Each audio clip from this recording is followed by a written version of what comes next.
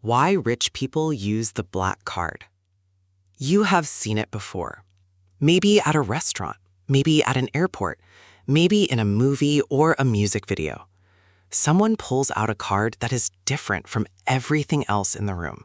No logo cluttered with rewards promises, no shiny hologram, just matte black, heavy, quiet, and everyone notices. The waiter's expression changes. The transaction happens faster. Nobody asks questions. That card is the American Express Centurion. And if you have ever wondered what it actually is, who actually has it, and why people who could literally buy anything still choose to use a credit card, this video is going to answer all of that. But I also need to tell you something up front. The black card story is not really about a credit card. It is about how money works at a level most people never see. It is about leverage, access, and a financial system that operates completely differently depending on which side of a very specific line you are on. And by the end of this video, you are going to understand that system in a way that will change how you think about every financial product you use. Let us start at the beginning. Section 1, How the Black Card was born. The year is 1999. American Express is one of the most recognized brands in financial services. They already have the green card, the gold card, the platinum card, each one positioned as more exclusive than the last. But something strange is happening. American Express is receiving calls, hundreds of them, then thousands. People are calling to ask how to apply for the black card. The problem is, there is no black card. American Express hasn't made one. The product does not exist. But the rumor does. And the rumor has taken on a life completely independent of reality.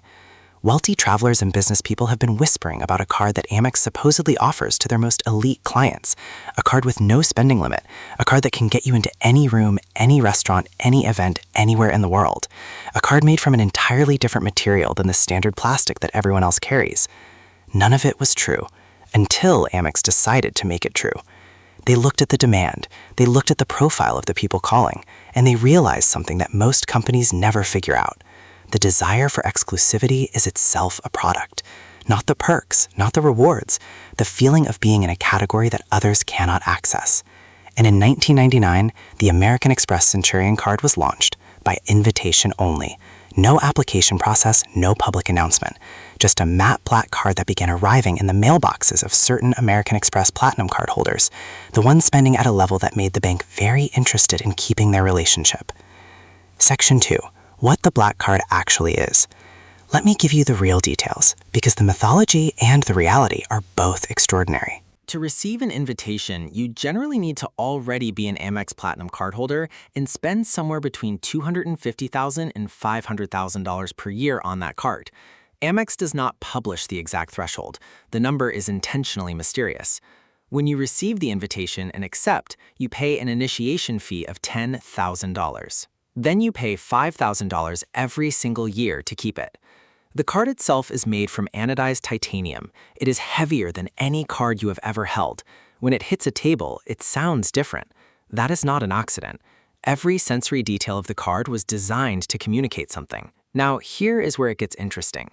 What do you actually get for $5,000 a year?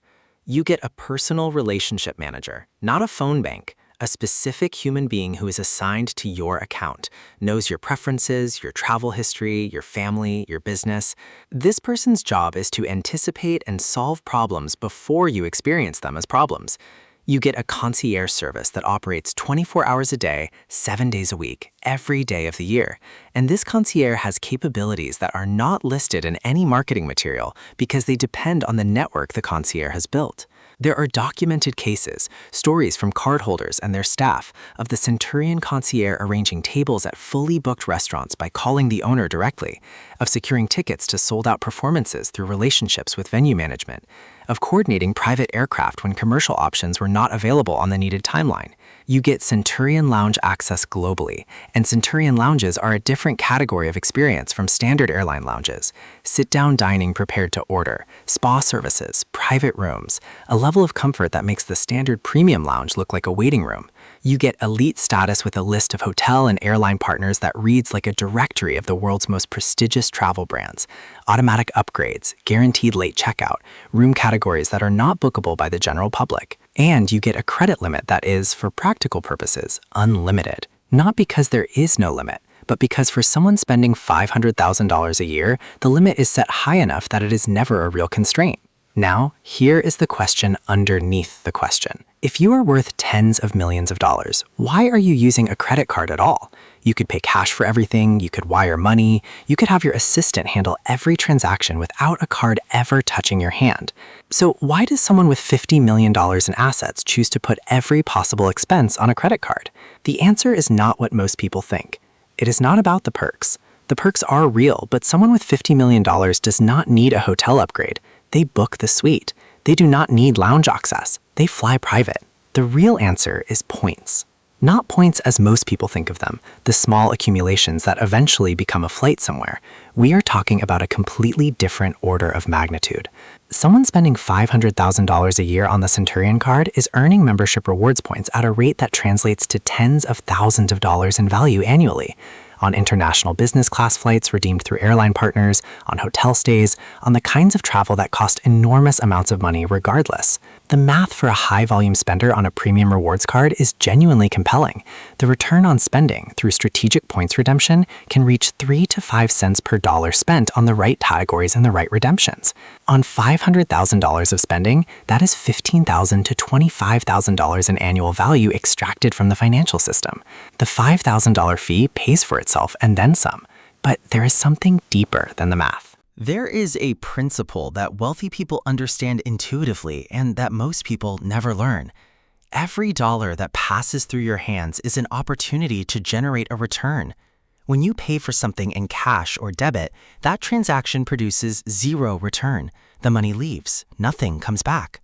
When you pay for something on a well-chosen credit card, paid in full every month, that transaction produces a return. Small on any individual transaction, significant accumulated across a year of spending. Wealthy people optimize this. Every transaction is routed through the card that produces the highest return for that category of spending. The cumulative effect across a year of high-volume spending is substantial. This is not a secret. It is just a discipline that most people do not apply. Section 4. What the Black Card reveals about the financial system. Now I want to tell you the part of the story that nobody talks about, because the Black Card is not just a premium product, it is a window into how the financial system actually works at different levels of wealth. For most people, financial institutions are designed to extract money. That is the business model. Interest charges on credit card balances, monthly maintenance fees on checking accounts, overdraft fees that cost $30 on a $3 shortfall, foreign transaction fees on every international purchase, minimum balance requirements that penalize you for not having enough money. Every one of these is a mechanism for moving money from the customer to the institution. Now look at what happens on the other side of the wealth line. For the client with significant assets, the bank does not extract money. The bank competes for the relationship. Private banking clients receive interest rates that are not available to retail customers. They receive fee waivers as a matter of course. They receive dedicated bankers whose job is service, not sales.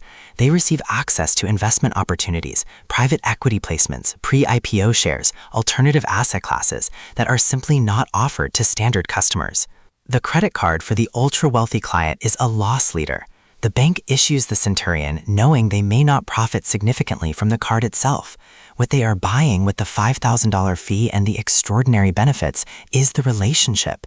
And the relationship, the private banking, the wealth management, the estate planning, the institutional services, is worth far more to the bank than any card ever could be.